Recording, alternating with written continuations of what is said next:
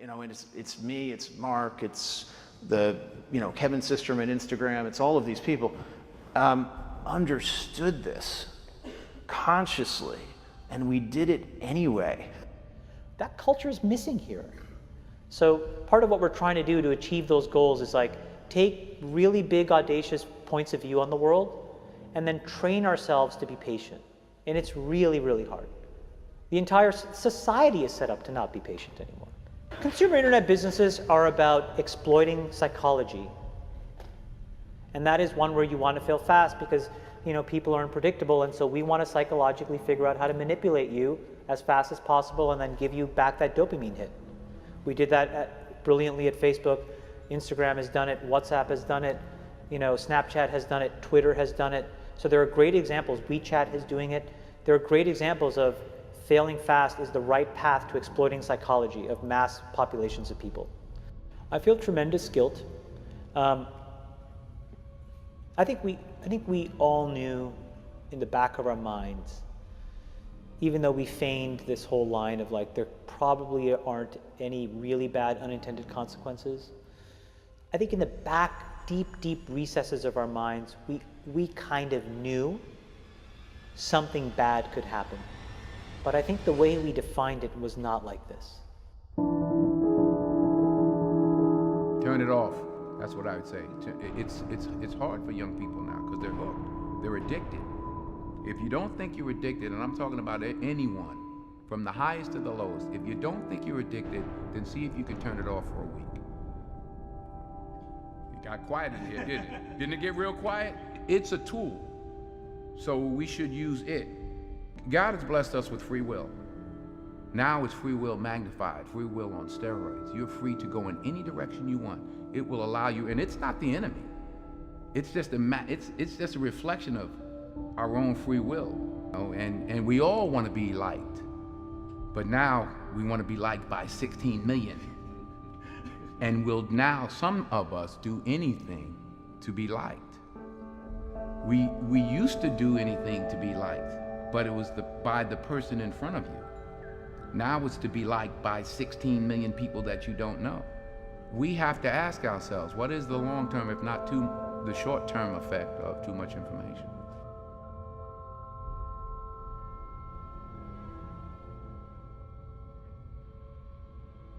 So the context was I was at Stanford and the dean asked me to speak to the MBA students. And in it, what I was talking about was, the question was, what do you think the long-term effects of social media in general are? And unfortunately what happened was, I think it's easy to characterize what I said just as a Facebook specific thing because I worked there and I was a key part of growing it. The reality of what I was... Explain what you said at the time. So what I said was, I think the tools that have been created today are starting to erode the social fabric of how society works. And what I meant by that is the following thing. Today we live in a world now where it is easy to confuse truth and popularity. And you can use money to amplify whatever you believe and get people to believe that what is popular is now truthful and what is not popular may not be truthful. Joe and I, for example, we've been on the other side of climate for a long time, right? And the reality is now I can take money and I can use that through all of these social media systems that exist to hundreds of millions of people, and I can convince all of Joe's friends and everybody like him of my opinion in very subtle and small ways. And he can do the same to me. We can do that about vaccines. We can do that about gay rights. We can do that about bathroom laws. We can do that about Roy Moore. And so I think the question we have to ask ourselves is, how do we live in a world where this is now possible? And so it was about that, but just so I understand, was it because I read and watched parts of what you were talking about. Part of it seemed to me about the ability to pay to manipulate people's thoughts. The other seemed to me to be this sort of ADD society with which this sort of liking and everything else has created this sort of feedback loop that you compared to drugs. We know for a fact that what all of these systems do, every single one, is it exploits our own natural tendencies in human beings to get and want feedback. And that feedback, chemically speaking, is the release of dopamine in your brain. And so what these feedback loops do, and they exist everywhere, in Call of Duty, in other video games, in social networking sites, they get you to react. when Facebook was getting going, I had these people who would come up to me and they would say, you know, I'm not on social media. And I would say, okay, you know, you will be. And then they would say, no, I value my real life interactions. I value the moment. I value presence, and I value intimacy. And I would say, well, you're a conscientious objector. That's okay. You don't have to participate, but you know, we'll get you eventually. and like, I don't know if I really understood the consequences of what I was saying. Because the unintended consequences of a network when it grows to 1 billion or 2 billion people, and it literally changes your relationship with society, with each other, with you know, it probably interferes with productivity in weird ways. God only knows what it's doing to our children's brains. You know, if the thought process that went into building these applications, Facebook being the first of them to really understand it, that thought process was all about how do we consume as much of your time and conscious attention as possible.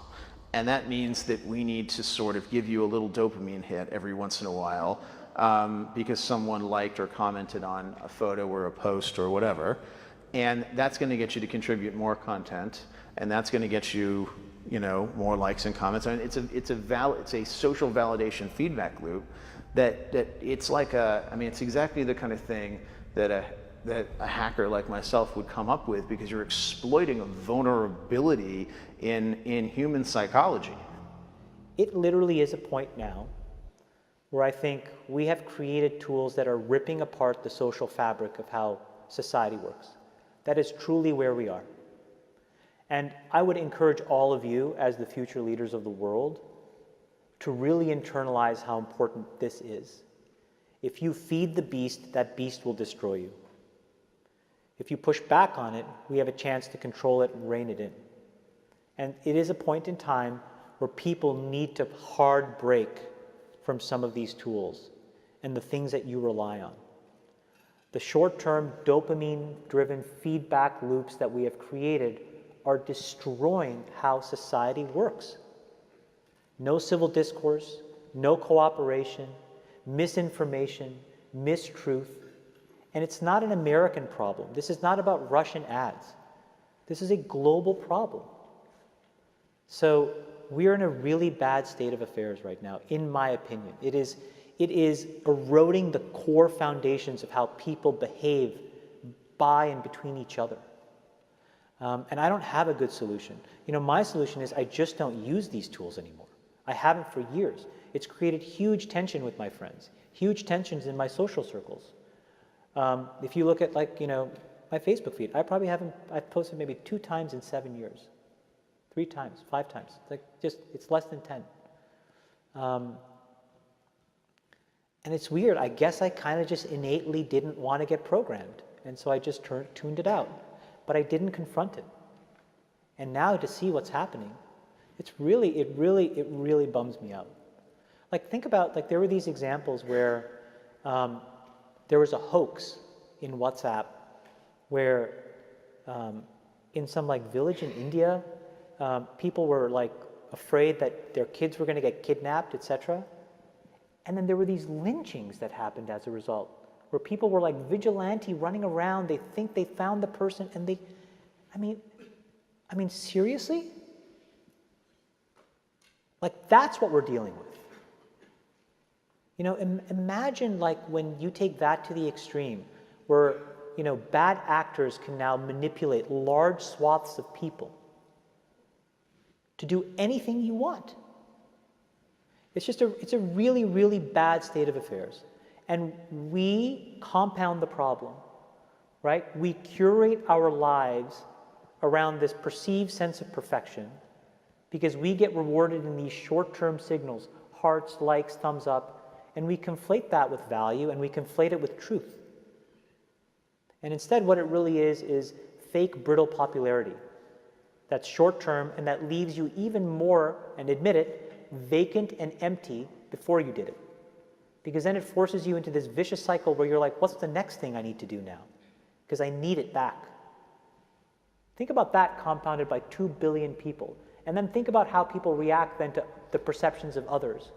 It's really bad.